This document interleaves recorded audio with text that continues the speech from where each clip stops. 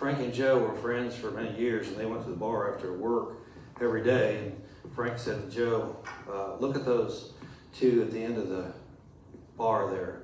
In 10 years, we'll look just like them. And Joe said back to him, that's the mirror, Frank. That was good.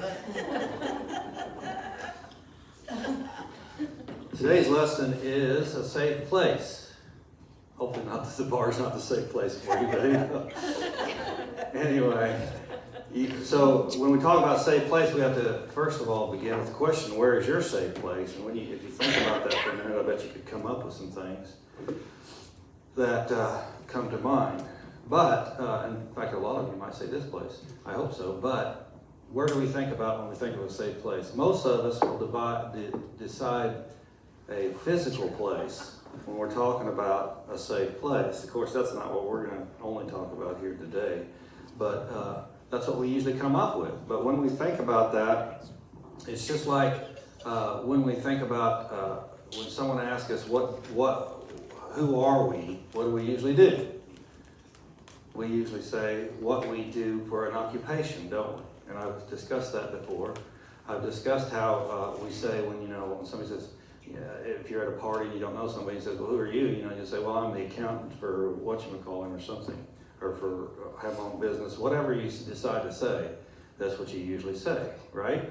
Right. And then, and this actually was one of the, in seminary was a very good exercise for us. I'm sure E.J. Niles did that to you too, I don't know. But anyway, E.J. Niles was a minister. She made a transition, didn't she? Yeah. Yeah. But she was very loved by a lot of people. But anyway, she would ask us that question, who are you?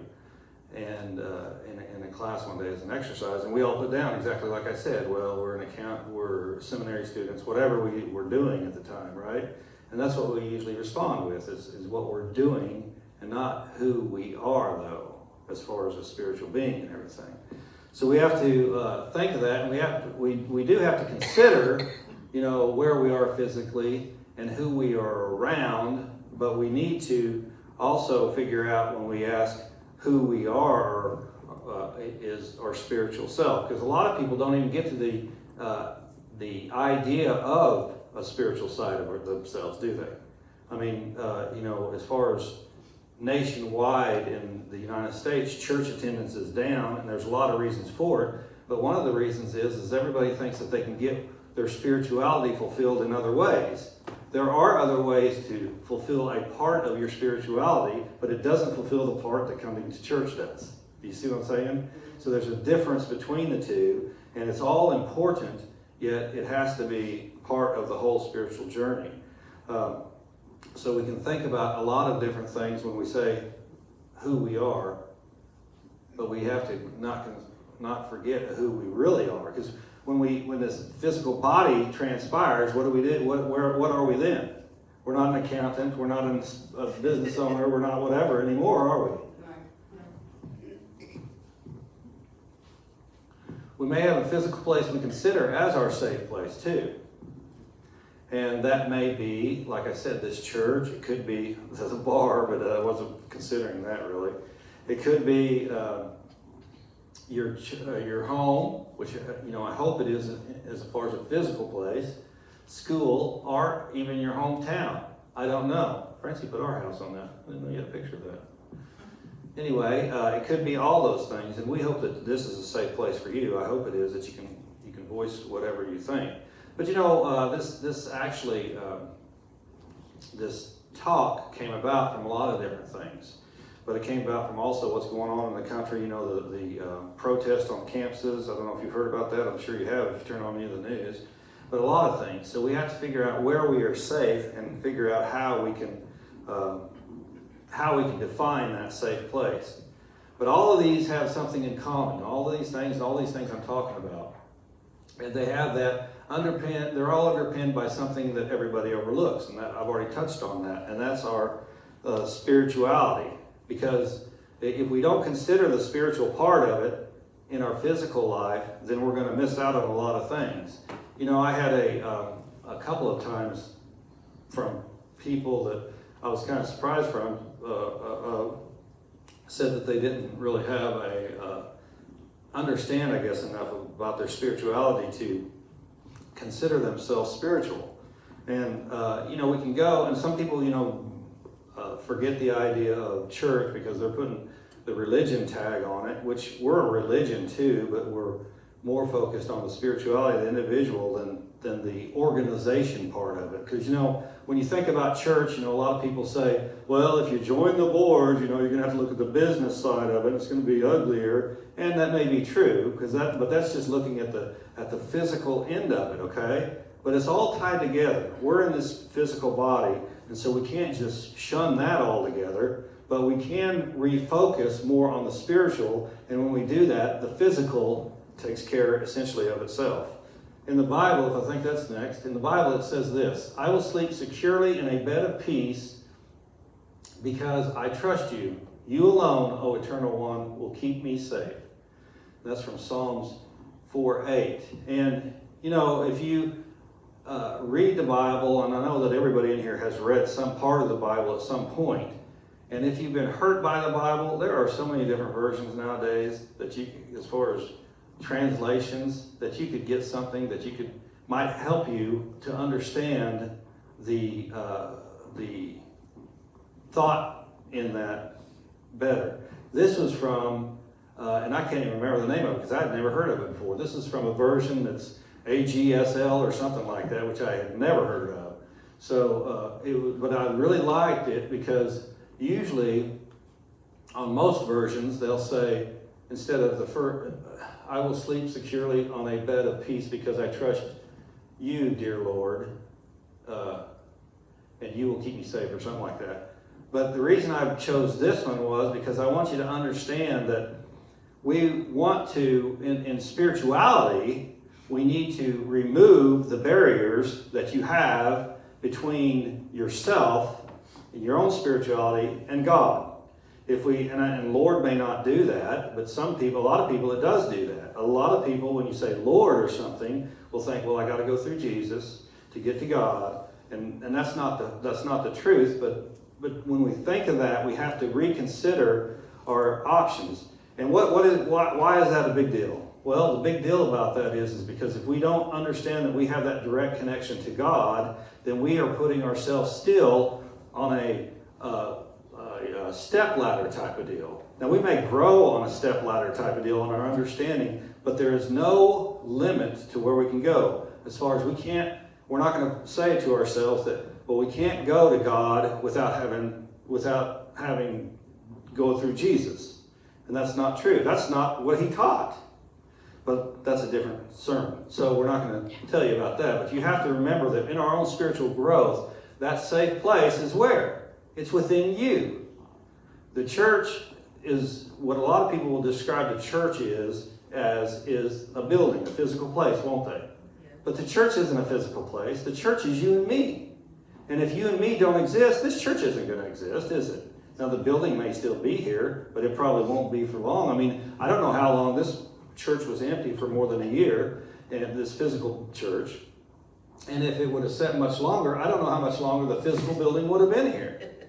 They probably would have tore it down. So, I mean, when we had some people come when we were redoing this, regenerating this building, we had some people come by, well, I'm so glad you took it over as a church again. We didn't want it to be developed as a bunch of houses. Well, that's their deal, okay? And it really doesn't make a difference to us, but it is a church. And we made the church, you and me, not them, and not some outside force, not the people selling it that would have had to take it down, or not the people that wanted to stay at church. But those people who wanted to keep it a church too, they're not in these pews. So, when you understand your spirituality and how important it is, what are you going to do? You're going to go to it and feed it, right? It's kind of like our body in our physicalness. We have to eat, right? We have to eat and drink to sustain ourselves. I mean, we have to drink more than eat, but anyway, the point is if we don't continue to grow in our spirituality and understand our spirituality, it will die in us too. Do you follow me? It'll never die per se, but as far as our physical and mental understanding, it will be gone, right? Okay. So we have to understand that in order to be able to have a safe place. Because when we understand that the safe place is within me, where is my physical safe place? Anywhere I go. Anywhere I go is my physical safe place. Because the ground that you walk on is not holy. What ground on I walk on is holy. Right? You know, people like to go, and I know not a lot of people here necessarily, but people around and who have been to the Unity Village before love to go to that place. And they say, oh, the grounds are so holy. And that is true. They've been prayed on for over 100 years, and it is great experience. I'm not down on the experience at all. I encourage anybody to go there because it is a wonderful experience, and you would be definitely blessed by just being on those grounds. But those grounds are those grounds. I mean, they're just the same dirt as we have here.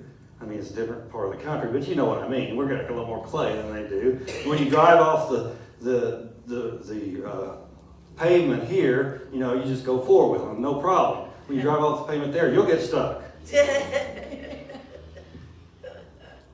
So the ground itself is a little bit different, but you know what I'm saying. Yeah. With this ground here is holy too. It was prayed on by other people. Now, Unity folk might not think it's the same as the village, Unity Village, because it wasn't prayed on by Unity people, but it is the same. Are y'all? Huh? It's all holy. It's all God. So are we all staying together here? Yes. And we are Unity people. You are Unity people. So it has been prayed on by Unity people. Exactly. I meant before we came, but you're right. Okay.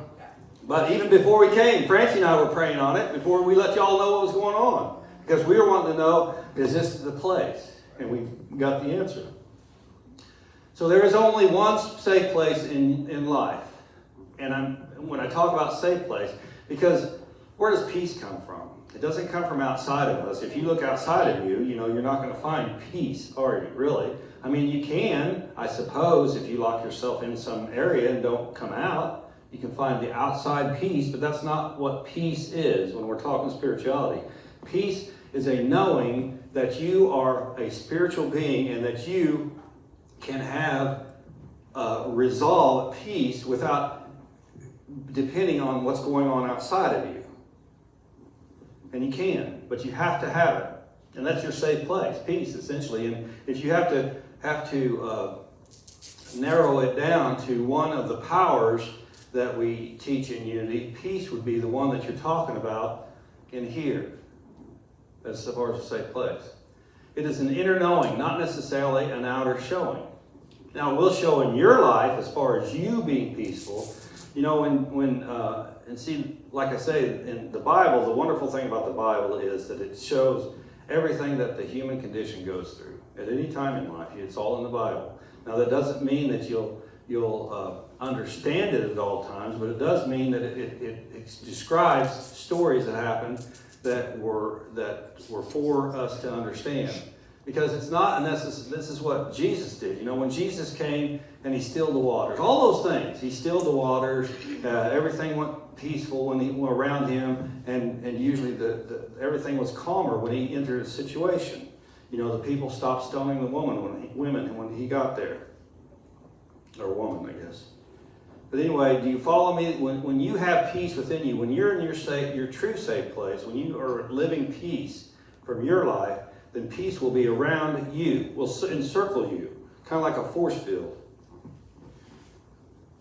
And it does allow other people to join, and other people can feel it. And that's just like when you're all hurried and upset and everything, you know, you look a little bit different, don't you? I mean, if you're at work and you're harried about doing something and you're busy and all this stuff, the people around you pick that up. It's the same with peace.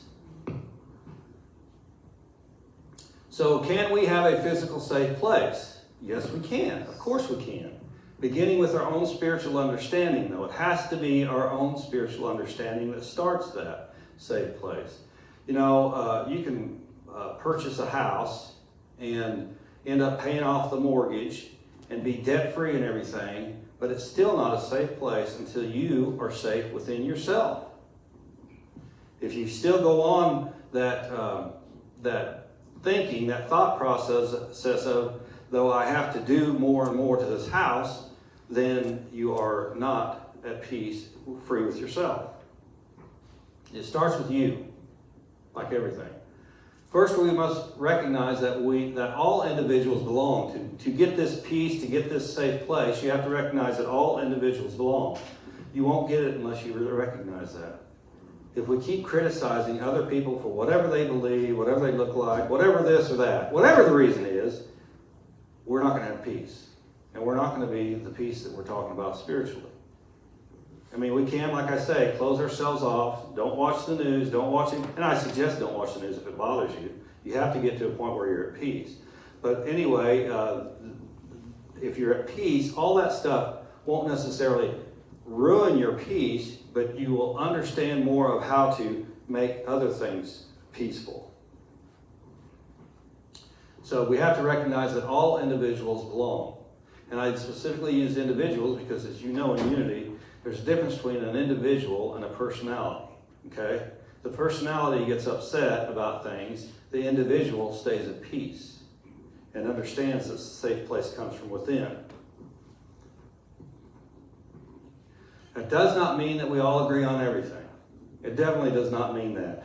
I tell you, and I think I've told this story before, the class before us in seminary, the class before when I was supposed to graduate, had this deal. They had joined with each other because they were having a lot of disagreements in class. Well, the instructors, which were all ministers, weren't liking that necessarily. And they got with them and they said, you guys got to figure out some common ground and not do all this arguing all the time during classes. It's disruptive. I don't like it. You quit it. The instructors said that to them.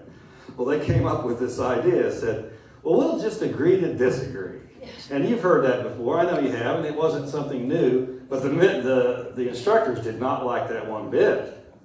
Mm-hmm. And so, but those ministers, those soon-to-be ministers, the seminary students, did that on their own. And so sometimes, even at whatever role you play in the hierarchy of the physical, as far as if you're the whatever, you're the president of the company or a manager or a worker bee, it doesn't make a difference.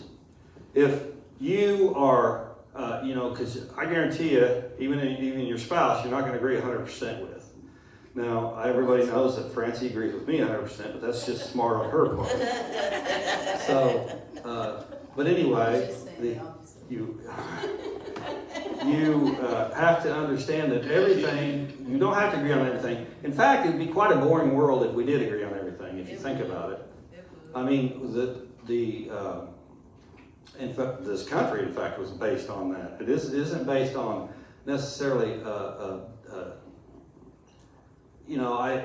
everybody misuses words nowadays. It used to be I could say diversity and people wouldn't think that, oh my goodness, we're talking about black, white, Asian, Hispanic, all these things. That's not what I'm talking about when I'm talking about diverse necessarily. Now, sometimes I mean that, but when I talk about diverse from a spiritual sense, I'm talking about different ideas. And God sent each of us here for a specific purpose, a lot of specific purposes. I shouldn't say specific purpose because that's not true. There's a lot of purposes that you are here for divinely. And if you're here for a lot of different divine purposes, then somebody else is too. And those two purposes are not going to be the same necessarily. And so if they're not the same, can't we just get along and understand that people are trying to do what their divine purpose is without getting upset with them? I mean, we can do that. I mean, it's maybe easier said than done at times, but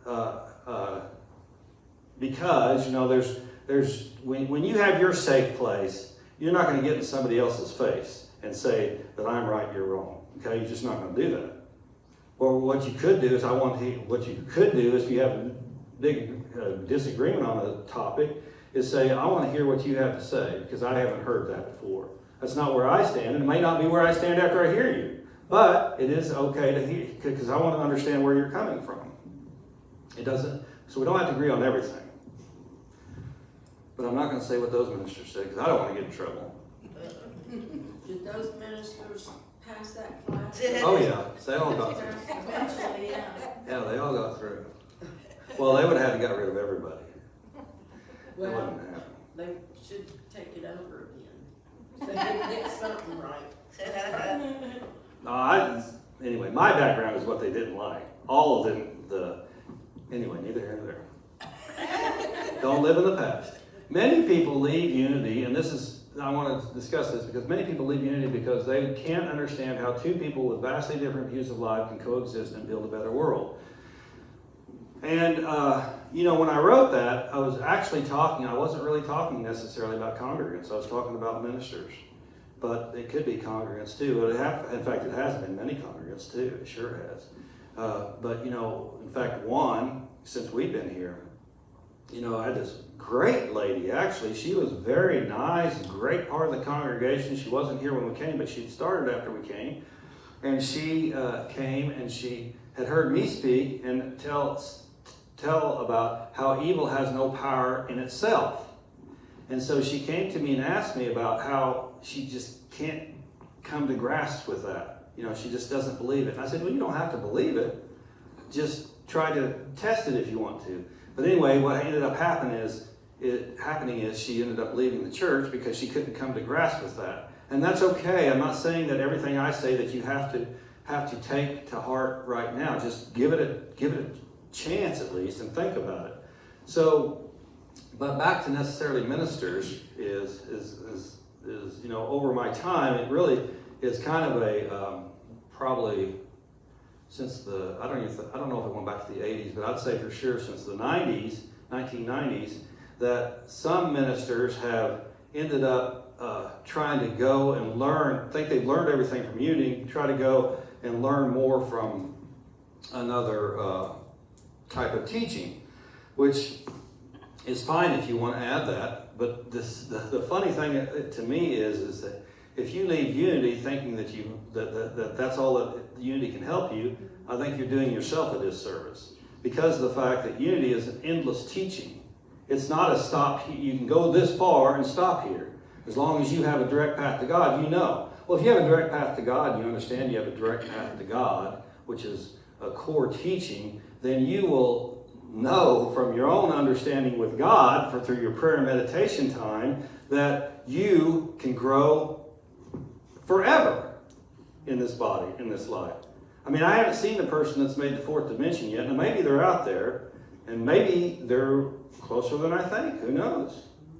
I mean, when you can start regenerating your body from a spiritual understanding, I think that you'll be to a point where, none of us have reached yet, but you could do it. You could do it. As long as we keep saying, no, we can't do it, what happens? How many people before whenever the Wright brothers flew, said we'll never fly? Everybody, pretty much everybody, will never fly. Of course, we don't have wings. Just think of all those things. So we can never stop learning and stop growing in our spirituality as an individual. And if we are able to stop to take that individual learning from our individuality and apply it to our personality, wow, not only your life's going to be better, but everybody around you is going to be better. And so when we think that we've learned all that we can learn, let's take a different viewpoint. First of all, I would suggest, if that's what we think sometimes, then come to the minister and ask him where we can go to learn some more stuff, because there's a ton of stuff that we can learn. And I'm not discouraging anybody from learning on the outside as far as that goes. I don't discourage that at all. It's just that don't think that it's better and more advanced than Unity, because Unity is an endless teaching. And that's why I think we get kind of misunderstanding when we talk as far as the leadership in Unity figures out, quit criticizing each other. Don't think that one's better than the other. That's silly. That's an oath you have to take to begin with, even with other ministers in Unity. Not all ministries do that. Unity has to be a minister, you have to take an oath as far as, I'm not going to criticize, and I'm not guilty of this. I'm not going to lie to you. You're supposed to take an oath, though, that says, I will not criticize any Unity minister or anybody else in a minister position. I'm not supposed to do that. You evidently know I'm not. Okay. You never mention names. Yeah, okay. I don't mention names. That's good. That's kind of a fine line between the two. Yeah. Unity can be a safe place when we understand that we are growing our spiritual understanding at our own pace. And that's true. In fact, I think, yeah, y'all were at the different unity, and you know that even the churches are different. I mean, a lot of people have been at different unities. The churches are a lot different. I mean, sometimes I think that it would have been better if it would have been kind of more dictated from the top, and this is what we're going to teach this Sunday. This is what we're going to, but really not. You know, it depends. But anyway, I go sway back and forth.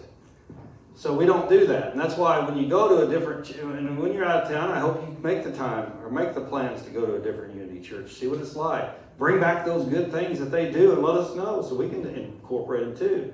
We don't want to stop growing. When we stop growing as a church, then the church is dying. Period.